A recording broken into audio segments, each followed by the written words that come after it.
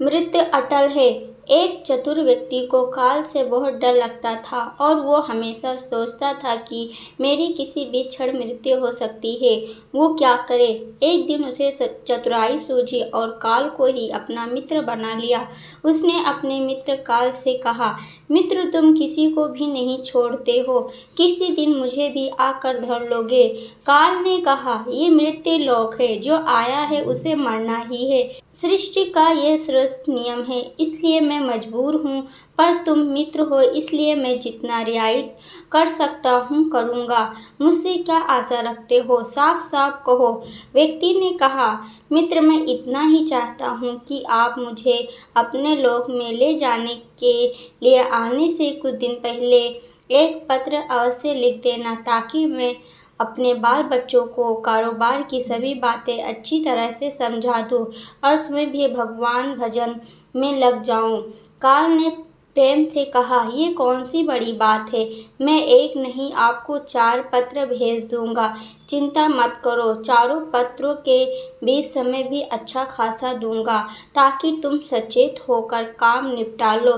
व्यक्ति बड़ा प्रसन्न हुआ, सोचने लगा, आज से मेरे मन से काल का भय भी निकल गया। मैं जाने से पूर्व अपने सभी कार्य पूर्ण करके जाऊंगा, तो देवता भी मेरा स्वागत करेगा। दिन बीतते गए, आखिर मृत्यु की घड़ी आ पहुंची। काल अपने दूतों सहित उसके समीप आकर बोला, मित्र अब समय पूरा हुआ, मेरे साथ चलिए। मैं सत्यता और दृढ़ता पूर्वक अपने स्वामी की आज्ञा का पालन करते हुए एक क्षण में तुम्हें और यहाँ नहीं छोड़ूंगा। उस व्यक्ति के माथे पर बल पड़ गए, भ्रुकुटी तन गई और कहने लगा, धिक्कार है तुम्हारे जैसे मित्रों पर। मेरे साथ विश्वासघात करते हुए तुम्हें लज्जा नहीं आती। तुमने मुझे वचन दिया था कि आने से पहले पत्र लिखूंगा, परंतु तुम तो बिना किसी सूचना के अचानक दूतों सहित मेरे ऊपर चढ़ आए।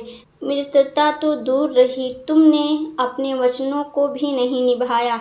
काल हंसा और बोला, मित्र इतना झूठ तो ना बोलो, मैंने आपको एक नहीं 4 पत्र भेजे, आपने एक भी उत्तर नहीं दिया। उस व्यक्ति ने सोचकर पूछा, कौन से पत्र, कोई प्रमाण है मुझे पत्र प्राप्त होने की, कोई डाक रसीद आपके पास है तो दिखाओ।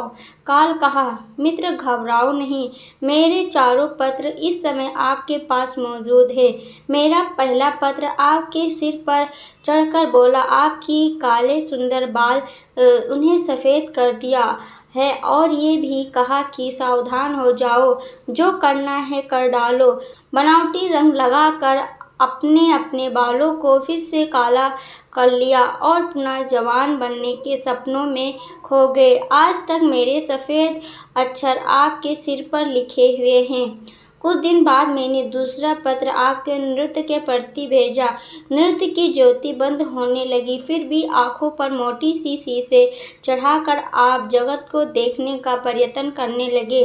2 मिनट भी संसार की ओर से आंखें बंद करके ज्योति स्वरूप प्रभु का ध्यान मन में नहीं किया, इतने पर भी सावधान नहीं हुए, तो मुझे आपकी दीन दशा पर बहुत तरस आया और मित्रता के नाते मैंने तीसरा पत्र भी भेजा।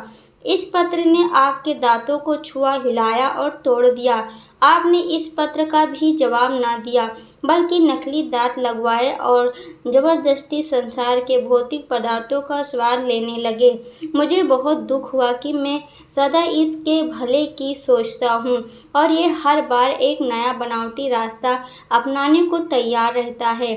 आपको अंतिम पत्र के रूप में मैंने रोग, परेशानी तथा पीड़ाओं को भी भेजा, परंतु आपने अहंकारवश में सब अनसुना कर दिया। वो व्यक्ति काल के भेजे हुए इन पत्रों को सुनकर फूट फूट कर रोने लगा और अपने विपरीत कर्मों पर पश्चाताप करने लगा। उसने स्वीकार किया कि मैंने गफलत में शुभ चेतावनी भरे इन पत्रों को नहीं पढ़ा। मैं सदा यही सोचता रहा कि कल से भगवान का भजन करूँगा, अपनी कमाई अच्छे कार्यों में लगाऊंगा, पर वो कल ही नहीं आया। काल ने कहा, आज तक तुमने जो कुछ भी किया, राग, रंग, स्वार्थ और भोगों के लिए जानबूझकर इस ईश्वरीय नियमों को तोड़कर तुमने कर्म किए। उस व्यक्ति को जब कोई मार्ग दिखाई नहीं दिया तो उसने काल को करोड़ों की संपत्ति लोभ दिखाया। काल ने हंसकर कहा, मित्र, यह मेरे लिए धूल से अधिक कुछ भी नहीं है। धन, दौलत, शोहरत, सत्ता, ये सब लोभ संसारी लोगों को वश में कर सकता है, मुझे नहीं। काल उत्तर दिया, यदि तुम मुझे लुभाना ही चाहते थे तो सच्चाई और शुभ कर्मों का धन संग्रह करते। ऐसे धन हैं जिसके आगे मैं असमर्थ हो सकता था, अपने निर्णय पर पुनर्विचार को बाध्य हो सकता था, पर तुम्हारे पास तो ये धन धेले भर का भी नहीं है। तुम्हारे ये सारे रुपये, पैसे, जमीन जायदाद, तिजोरियों में जमा धन संपत्ति सब यहीं छूट जाएगा। मेरे साथ तुम भी उसी प्रकार निवस्त्र जाओगे जैसे कोई भिखारी की आत्मा जाती है। काल ने जब मनुष्य की एक बात भी नहीं सुनी तो वो हाय हाय करके रोने लगा। सभी संबंधियों को पुकारा, परंतु काल ने उसके प्राण पकड़ लिए और चल पड़ा अपने मंजिल की ओर। अच्छा, एक ही शक्ति है जो अटल है, वो है कि हम एक दिन मरेंगे जरूर। हम जीवन में कितनी दौलत जमा करेंगे, कितनी शोहरत पाएंगे, कैसी संतान होगी, ये सब अनिश्चित होता है, समय के गर्भ में छुपा होता है, परंतु हम मरेंगे एक दिन। बस यही एक ही बात जन्म के साथ ही लिख दी जाती है। अतः हर एक को, चाहे छोटा हो या बड़ा, सबको मालिक की याद में रहकर ही अच्छे कर्म करने चाहिए। दोस्तों, इस वीडियो के बारे में आपकी क्या राय है, कमेंट करके ज़रूर बताइएगा। वीडियो पसंद आई हो तो लाइक शेयर करना मत भूलना।